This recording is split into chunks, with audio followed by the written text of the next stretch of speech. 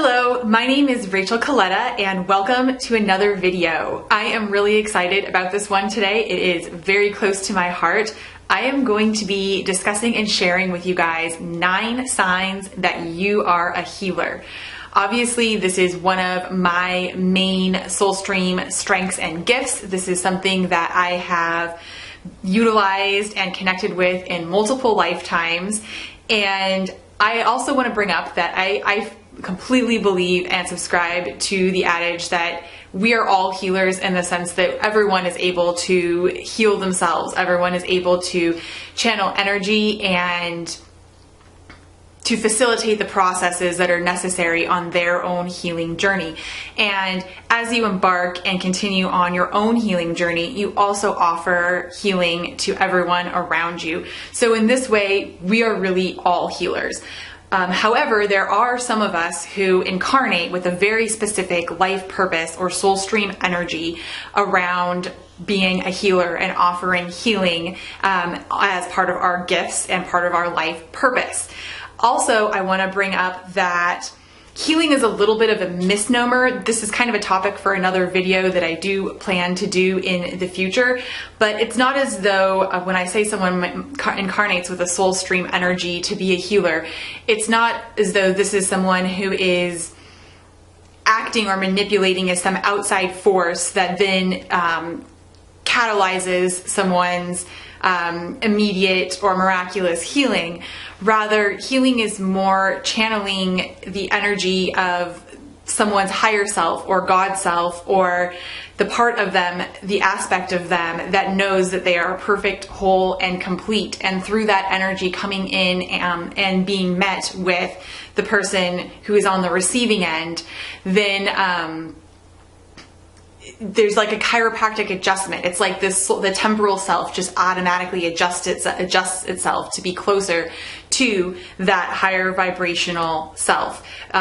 All things trend towards healing and all things trend towards our highest expression. So I just wanted to quickly share with you guys that information so that we can all be on the same page when I'm talking about the 9 signs that you may be someone who has the soul stream purpose of being a healer. And also, by no means are these 9 signs exclusive or all-inclusive. I'm sure there are so many others that I'm not going to mention, but here's just something to get you started, some patterns that I have noticed on my journey and that I've noticed with others that I have worked with. So let's get started. Here we go. Sign number 1 would be that you are currently in or have been interested in healing professions. So this might look like a doctor, a nurse, somebody who is a counselor or a psychologist, a therapist, a nutritionist, a health coach, a life coach. All of these different types of professions that are at their underlay have this energy of healing. So you could be somebody who's currently in one of those sorts of professions, or you could be someone who's often thought about or wondered about transitioning from your current profession into one of those professions. A little bit of a fun anecdote about me. When I was in high school and early college, I did a lot of studying about anatomy and science, and I totally thought that I was going to pursue a pre-med undergraduate study.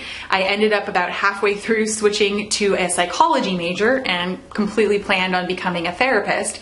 And then through some twists and turns after graduating, I actually ended up for several years working as a health coach. So I've kind of just moved my way through various healing professions to find what has been for me the most direct and best match for my energy to express my soul's desire to be involved with these healing professions, which is energy healing. So that is one tip, that you might have this underlying soul stream energy that is beckoning you or calling you to step into your role as a healer. Number 2, people you don't know, barely know, or have just met seem to confide in you or tell you like deeply personal information and then qualify that with saying things like, I have no idea why I'm telling you this, or I've never told anyone this before.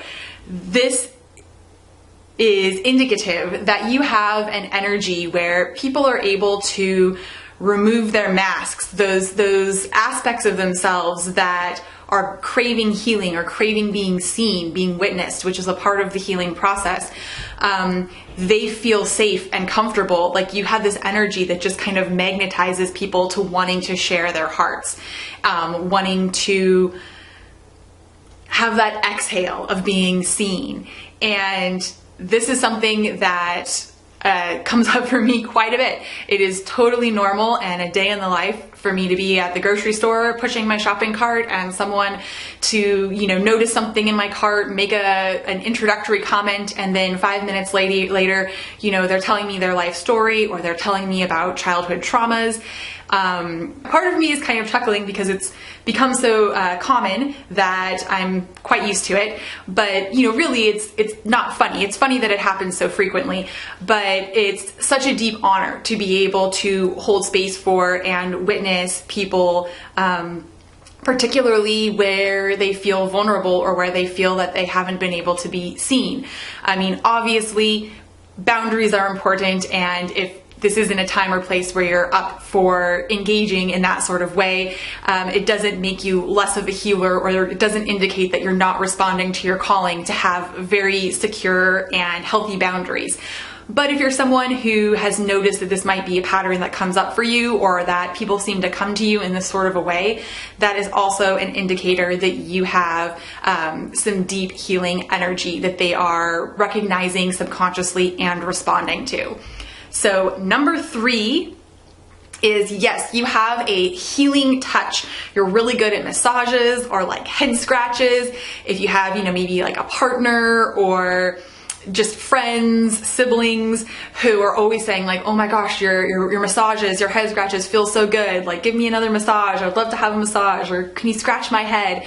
And oftentimes while you're doing this, you can almost even feel some of the energy or electricity in your hands. You can feel some of the energy in how the person is reacting to your touch. So when you're noticing that people are kind of responding to or are identifying that you have a healing touch, maybe they're not describing it that way, but they just feel pulled to it, that is another indicator that you absolutely have this underlying healer energy or capacity, or there is energy that is asking or craving to be channeled specifically through your palm chakras in your healing work. So this is a great segue to the next one, which is number 4, that you feel energy or see energy in your palm chakras. And this can translate to like tingling sensations. It can be heat or coolness. Some people see light around, different colors of light, or just pulses of light, or sparkles or kind of flickers of light around their hands when they're meditating. So that's another way that could show up, is if you're very clairvoyant or you get a lot of visual images. So for me personally, I didn't really notice a lot of this or pick up on a lot of this before I got my sort of activation that catalyzed my remembering of my healing abilities. But a lot of people I see, will be talking in, Facebook groups or asking questions saying like, I was meditating and I could feel all of this tingling or this heat or this coolness in my hands. And a lot of times that is a huge indicator that you are a healer, and that you're going to be particularly adept at channeling energy through your palm chakras. Once I got my activation, I started to receive these types of sensations like crazy everywhere I went. So palm chakras, that is another great indicator. So number 6 would be you are or identify as an empath. It is my belief that all empaths are innate healers, in the sense that all empaths are natural transmuters of energy. When you are able to transmute that energy as though it were your own, regardless of where it initiated, that is a healing gift. So that might not be like, channeling energy through the palm chakras, doing Reiki or pranic healing or something really specific like that. But all empaths are innate healers. via their innate gift to transmute energy. And many empaths, I do believe, are hands-on healers. So you can try that on if you identify with being an empath and see if that resonates with you or how that might fit in with you and your energy.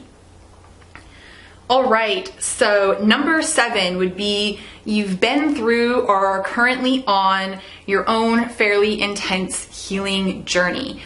It is a pattern that a lot of people who are called to be healers, who have past lives as healers, who have a soul memory of healing gifts and abilities, incarnate into a life path where there is a lot of healing and trauma that they traverse through, and through their traversing this, they remember and have come to the surface their own healing gifts. Through learning to heal themselves, they remember these innate gifts and abilities. And so oftentimes, our struggles are what we're meant to teach, or our struggles have buried within them our gifts. So if you feel like you've been on a really long, intense healing journey and some of these other characteristics have marked that healing journey, that could be an indicator of some innate healing gifts that are waiting to blossom or have started to blossom. So you can check in with yourself about that as well.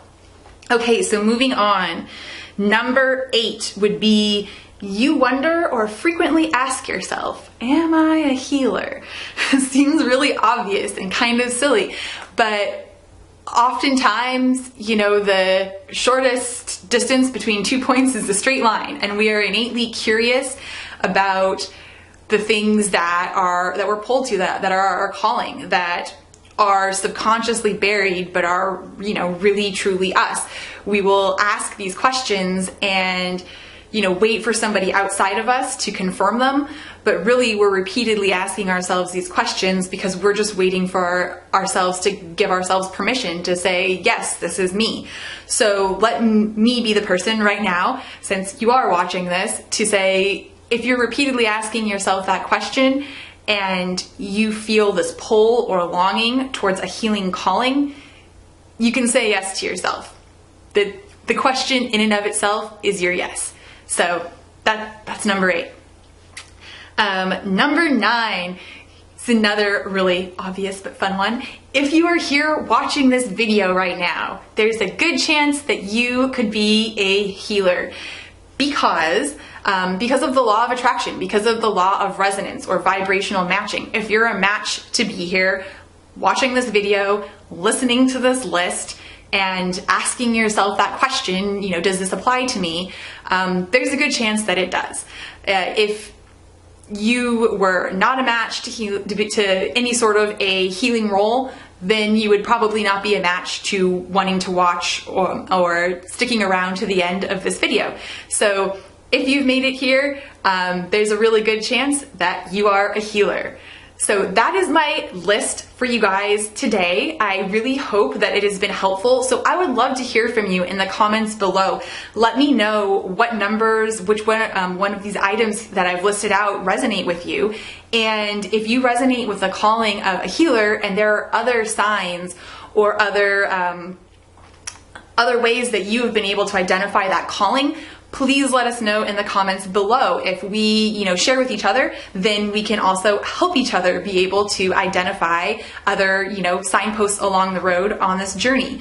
So it has been such a pleasure being here with you guys today. I loved sharing with you this information, and I really hope that this has given all of you healers out there permission to trust yourself and move forward on your journey. Don't forget to hit like and subscribe on this video, and until next time, I love you guys. Have a good one. Bye-bye.